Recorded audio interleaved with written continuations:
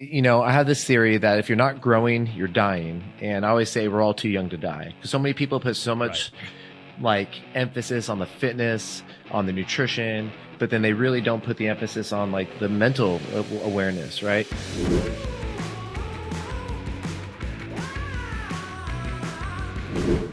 We are here with Adam Berezowski, and we're going to talk about what it means to become epic. We're going to talk about his journey, his life, what he's done in the past, and what he wants to do in the future. So we welcome you out to the show. And Adam, I'm super excited to talk to you because epic isn't something you take lightly. I want to start right with that. To you, what does it mean? What is epic? Well, over the years, it's so funny. It actually started just me using the word epic, and then it actually developed into an acronym that stands for Every Person is Courageous, because my whole mission in life is to instill courage into people to overcome obstacles, to try things, try new things, to basically step outside their comfort zone. And yeah, it's just kind of turned into that. And it's how I represent my life. It's how I represent my core values. And yeah, it's overtaken my life that it's tattooed on my body. Yeah. Yeah, it's been great. It's become my whole world. So courage, obviously, if every person is courageous, and that's become kind of your mantra and your guiding force. Was there a time where you felt like you weren't courageous, like you didn't live up to that? And is that how did you end up overcoming it? Oh man. So We're digging right to the heart right away, man. I know, definitely. I love it. Getting deep. So I've always been like the fat kid that was never picked in any sports. Kind of went down this weird journey in high school with doing drugs and hanging out with the wrong people. And every teacher that I ever met basically told me I meant to nothing growing up. And, hearing that day in, day out, basically my whole high school, my young career, it definitely, I didn't have any courage. I didn't have any courage to take risks. I didn't have this, this fearless life that I live now, because it's how I live my life now. And yeah, there's plenty of moments where I have not had courage, and I have that tattooed on my body as well, which is great. And yeah, so there's been plenty of times where I've just needed to like swallow my pride and say, suck it up and make the jump into, like, what does courage look like to me, and how can I overcome these obstacles? Because courage doesn't mean that fear doesn't exist, right? No, not at all. Yeah. And so yeah, how do you encourage people to be courageous in the face of fear and challenges? Well, how I explain it is fear is just an emotion, right? It's like, that's one thing that if we can learn anything in life, it's how to control that, right? Because fear, I think, is the biggest thing that holds us back in our life from accomplishing any goal, right? It's like, what do our kids think? What do people think? What if I fail? And, to me, how I've learned everything in my life and my career is by failure, right? And it's like, and I'm still alive. I haven't died, from everything that I've ever tried, and I've been able to overcome that. So it's just this over practicing of facing fear has built that courage in me. Yeah. So it's like any other muscle. You got to keep working on it. So let's go into your story a little bit. I mean, currently, tell us about what you do currently. I mean, you got a gym, a clothing line, supplement. You got a bunch of stuff going on. Tell us a little bit what's happening now, and then we're going to dial it back. Totally. So I have a lot of different industries I'm in. So I own Epic Fitness, which is a group training facility, where I'm really focused on instilling courage into people. I call myself like a courage coach, instilling courage into people to overcome their obstacles with weight loss, with, all the things that they've tried in the past, of what they failed at, to really just, lead by example. I have a 8,000 square foot facility here with, top-notch equipment and nutritional coaching. So basically every tool necessary for, somebody to be successful in their fitness journey. I also have my clothing line, Becoming Epic. That is the journey of becoming epic. It's not, I always say, like, the whole before and after picture thing. It's like, people always like, oh, before and after. Well, I always believe that your after pictures are of your gravesite, because that's when your journey ends, right? And so it has nothing to do with the progress pictures along the way, because that's your journey, right? And so that's the whole becoming epic kind of mantra behind it. And then I have my podcast, the Becoming Epic podcast, which I dive really deep into my story, a lot of the courageous things that I've had to overcome and that I've faced in my life. And then I also have All Life Labs, which is a CBD supplement company with a business partner of mine who's a really good friend of mine and a serial entrepreneur. And yeah, so it's been stemmed into all walks of health, I guess I'll say. Awesome. Yeah. So if we dial it back, you're telling me you were the fat kid in school that was picked last, all those kind of things, right? If people see you now, they probably don't believe it. Yeah. When was the moment in your life where you realized that you needed to do this entrepreneurial thing and this leadership thing? Well, actually, being an entrepreneur, I've always wanted to own businesses. So since the get-go, I always figured out ways in high school how to make money, and started as a pharmaceutical rep for the streets, is what I like to say. And that's kind of where it's started from. But then really I've always been the person that doesn't take direction very well. I've been diagnosed with ADHD. I think every entrepreneur is at some form of another. And I just never took direction. So I've had odd and end jobs in high school, maybe some retail stuff, but I just never took direction, quit every single job I ever had, and just started going into business. But I think my main moment is when I had a real estate company. I was back in between 2006 and 2008, I had a real estate investment company. And during the crash, buying and flipping homes, that I was at my most unhealthiest physically. I was in a very terrible relationship that was abusive.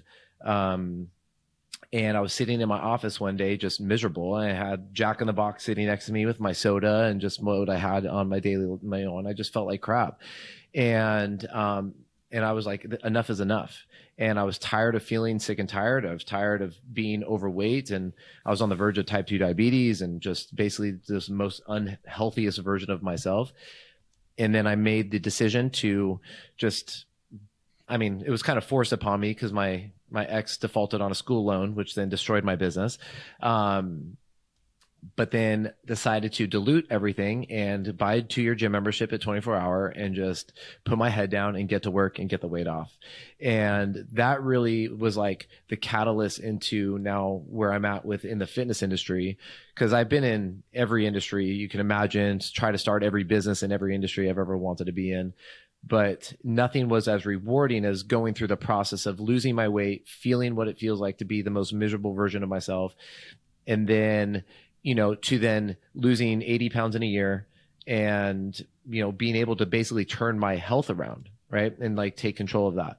So that was the catalyst into then wanting to impact other people to do the same, right? Because it's like, if I can do it, anybody can do it. I'm the kid who picked last. I'm the kid whose teacher told them that you're going to be a loser, you're going to end up in jail or dead or whatever, right? And I was tired of that. So I made the decision, head down, went right to work. And like I said, I just spent a year in the gym, lost 80 pounds, did it completely wrong. And I was basically crash dieting, going to the gym 2-3 hours a day. And it was too much. And so once I got that weight off, I was like, man, if I can do this for myself, I want to be able to do it for others. And so ended up going back to get my NASM certification through National Academy of Sports Medicine. And basically from there, the rest is history, because I've just dived headfirst into this industry to then make a true impact into other people's lives as, because I always felt like I'm here for service. Like I was the kid that everybody would come to with their problems and just vomit all their junk on me, right? And be like, oh, tell me, I'm like your therapist, right? And so being in fitness is the same thing without all the schooling of having to go become a therapist. So and now I'm able to lead by example and take everything that I've learned, and I'm still on my journey. I just went through a pretty massive mental health thing that I'm still trying to work through, that I'm very open about. I'm very proud that I'm going through this, because it's another obstacle I've had to overcome and share with, people that are going through it that feel like they're alone. Yeah, I think what's interesting is sometimes people think that people who are courageous, they're able, maybe, again, we talked about at the beginning, maybe it's the absence of fear, but really it's the overcoming and the taking action in light of challenges. And so we can't grow, we can't progress if we're not facing challenges and having difficulties. And it's Yep. interesting how so many times the challenges and the failures, we look back on them negatively and with pain, but really they were the catalyst for the growth and the building blocks that next things were built upon. What, as you start looking towards your future, what are some big goals that you have as an individual? Well, for me, like I've learned owning my gym that I only want to own one gym, but I want to make a bigger impact, right? And I feel this calling to then serve others, right? To help them through whatever it is that they're trying to just give them a little bit of hope, really, right? Is Right. like this guy's story impacted me in a way that's so relatable that then made me go get a gym membership, that made me find this community of people that, listening to his podcast is just inspiring me every day to wake up and never give up, right? I have this theory that if you're not growing, you're dying. And I always say we're all too young to die. And that's what the whole becoming epic has really stemmed from, is again like the journey of, because so many people put so much like emphasis on the fitness, on the nutrition, but then they really don't put the emphasis on like the mental awareness, right? Because it's like you have to be able to break through the consistency. You got to build discipline. I talk about discipline probably more than anything, just because it's like people like, oh, what does it take to be successful? Like, what's the magic pill? Well, that is the magic pill. It's consistently doing the same thing over and over and over again until it becomes a habit. And, and I would say that that's the biggest because my kind of ideal client is from 45 to 65, both men and women, right? And it's those people that have kids, their kids are about to go to college. They're, the divorce rate's so high these days that it's like they're going through divorces. I've recently gone through a divorce, and it's like, what is it going to take to make it through that? Yeah. Yeah. And you're hitting that next chapter of life. And so many people are hitting that. They've never really given much thought to that stage of life, right? You go through, okay, after high school, you're going to go to college, then you're going to get a career, then you're going to start a family. And all of a sudden you're in that 45 to 65 range and you're like, wait, what do I want to do? Right. And there's this weird moment of self-discovery. And I think if you're not courageous, you can really fall into some bad things at that point, right? Either bad patterns or unhealthy. And it takes a certain amount of courage just to even face that reality. Yeah. And so one thing that when I was in gyms is I realized early on, people coming into the gym at that stage of life, there was usually some major event that happened to precede it. And so I often told our trainers, I was like, you're not just helping them with their body. Something just changed. Like maybe they sat on an airplane and for the first time couldn't fit in a single seat. Maybe their partner just told them they want a divorce. Like there's something that just happened, because no one just wakes up and decides without any other, variables. Today's the day I'm going to the gym, if they've been unhealthy for that long. So you got to be mindful of that. So what, as you're doing this and that fitness is integrated, it requires mental awareness as well.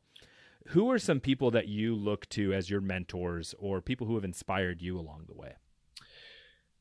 Man, there's quite a bit of people. It's hard because you have your typical social influencers and people that really don't share a lot of their struggles. They share a lot of their successes, so it's been quite difficult to find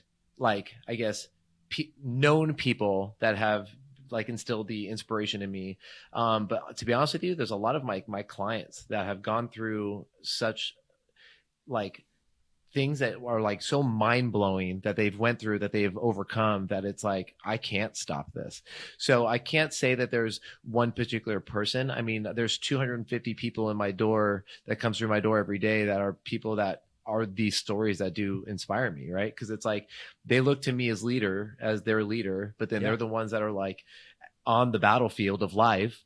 And they're the ones that are making it through dealing with all that stuff, and then show up here every day with the attitude, utilizing fitness as a tool to be able to overcome all this.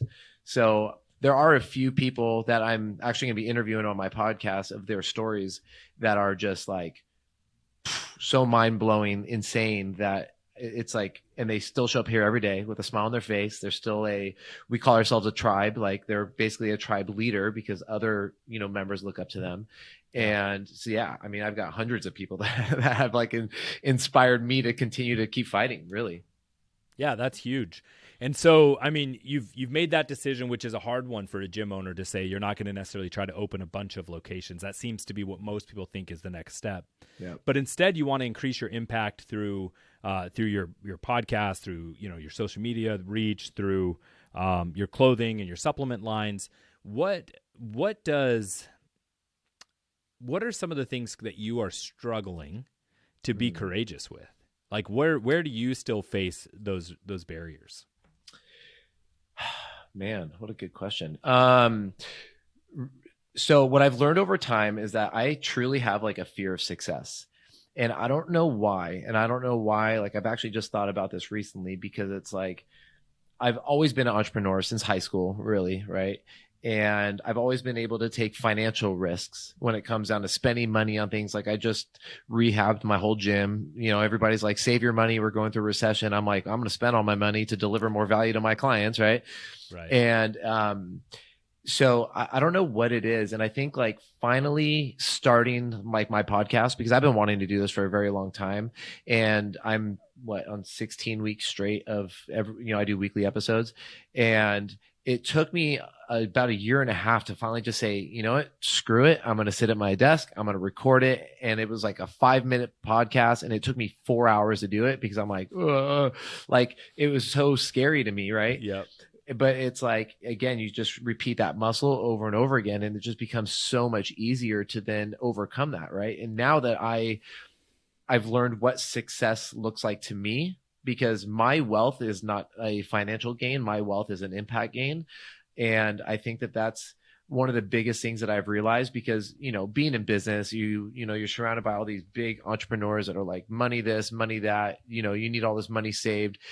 But it's like, that's not what I've had. A lot of money. And I was at the most unhappiest time of my life when I had a lot of money, and it's like, for me, it's truly that impact over income. And I think that now I'm facing I'm developing the courage to then overcome these fears of success and what that truly does look like for me. Right. Yeah. I think if you, in the past, right, when you had the money, you also weren't happy. There's an attachment to that, thinking that, if I get to that level of success again, I'll become unhappy again. Yeah. Right. And so it's amazing how we always have to unravel those patterns, be aware of them, and then overcome them. That doesn't make it easy. What is something that you wish that you could teach everyone in the world right now about just the concept of becoming epic? That fear is bullshit. Because fear is honestly the thing that's going to take you light years back. It's no matter what happens, no matter how many bills you miss when it comes down to making the, say you've always wanted to start a business, say you've always wanted to join this gym, but it's always too expensive, right? But it's like, you know what, no matter what, if there's one thing that you can control, it's your health. And it's you can control the outcome of your emotions, right? And it's your job to overdevelop your, what I call your tool belt, right? It's the things that help build you up to sustain a healthy life to overcome that. And so I think that that's, giving people the right tools necessary that's going to suit their goals, their needs, right? Because like as a trainer, I'm like, I want you to be the most fit, I want you to have a 6-pack. I want you to have this, but then that might not be their goal, right? Their goal is they just want to play with their grandkids for the rest of their life, right? Right. And so I've had to learn that through fitness, right? Because I'm like pushing everybody like, especially when I started this business, I was 25. I'm like, you need to be ripped. You need to have like 0% body fat, right? And now it has nothing to do with that. It has to do with happiness and quality of life. Yeah, that's huge. And so I think the bottom line, you're saying that people have to just say, you have to take these steps in light of fear and quit giving fear so much power, right? Yeah. In order and really be able to define your goals and your wants. Encourage everyone to, like, if you are on the journey at any point of becoming epic and believe that there is courage inside of you and you want more tools and resources to be able to do that, I encourage you to like, subscribe, and share this podcast and share this content with people that you love and that you want to be on that journey with you. Adam Berezowski is going to keep sharing and keep dropping the fire and bringing amazing insights into his journey, leading by example, which I think is so cool. Any words as we sign off, Adam? If you're not growing, you're dying, because we're all too young to die.